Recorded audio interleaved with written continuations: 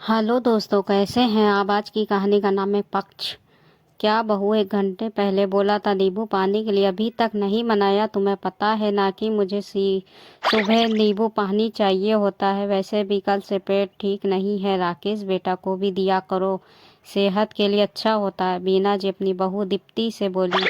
तुम भी ना लापरवाह होती जा रही हो। इतने साल हो गए इस घर में, अब ये तो छोटी छोटी बातें नहीं भूलनी चाहिए तुम्हें। माँ को क्या बनाकर दिया था कल जो उनकी तबीयत बिगड़ गई। बुढ़ापा है उनका, थोड़ा डाइट का ध्यान रखा करो। राकेश ने हमेशा की तरह माँ की तरफदारी करते हुए कहा।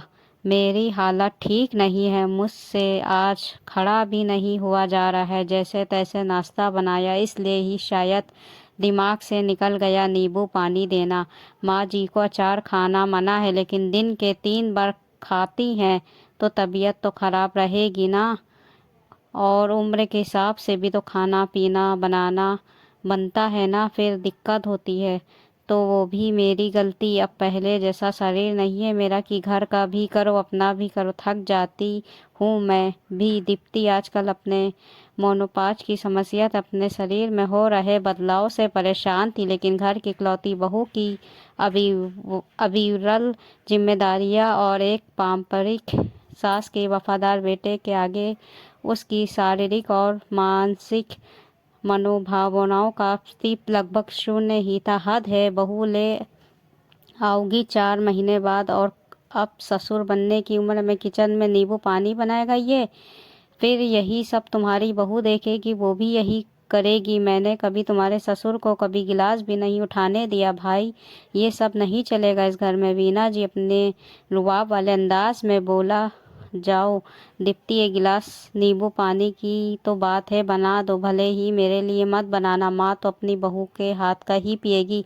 राकेश हंसते हुए बोला। जब मैं एक के लिए बनाऊंगी तो दूसरे के लिए बनाने में कष्ट थोड़ी ना है। बात तो मेरी तबीयत की है, कम से कम आप तो कभी मेरे बनो। आपको या माँ जी को नहीं पता क्या क्या चल रहा है। रही बात इनके ससुर बनने की, तो मैं भी तो सास बनूंगी कि नहीं। क्या बहू की उम्र नहीं बढ़ती? क्या उम्र के साथ होने वाले बदलाव बब्बों को नहीं छूते? क्या बहू के कदम रखते ही जो सास ससुर बूढ़े हो जाते हैं, उनकी बउए अमर अमर बूटी खाकर आती हैं? जो उनके दुनिया में रहते वो वही 24-25 साल की रहेंगी।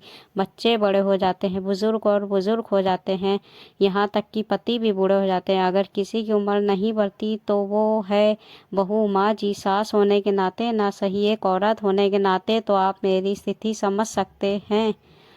दीप्ति ने राकेश और माँ जी की बातों से झुंझला कर जवाब दिया। माँ जी दीप्ति के जवाब को सुनकर कमरे से बाहर निकल गई चुपचाप। तभी राकेश बोला, मैं माँ को नींबू पानी दे आता हूँ, शायद उन्हें बुरा लग गया है।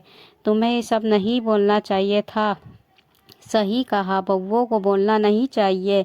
बेटा बोलेगा नहीं अपनी बीवी के लिए तो सुनो, ये मैंने अपने लिए बोला। अगर किसी को बुरा लगता हो तो हम बुरे ही सही, कहते हुए दीप्ति करवट लेकर दूसरी तरफ मुड़ गई। शायद दीप्ति ने सही कहा कि बहू की उम्र नहीं बढ़ती, खासकर उन बहुओं के लिए जिन्हें पति के द्वारा सिर्फ उनके परिवार की सेवा के लिए लाया जाता है। अपनी पत्नी का बोलना उन्हें बर्दाश्त नहीं होता और खुद बीवी का पक्ष लेना उनके लिए महापाप है। दोस्तों, ये हिंदी कहानी आपको कैसी लगी? हिंदी कहानी अच्छी लगी? हिंदी कहानियों को लाइक सब्सक्राइब शेयर ज़रूर कर दीजिएगा। मिलते हैं अगली हिंदी कहानियों के साथ, तब तक के अपना ख्याल रखिएगा, दुआओं में याद रखिएगा।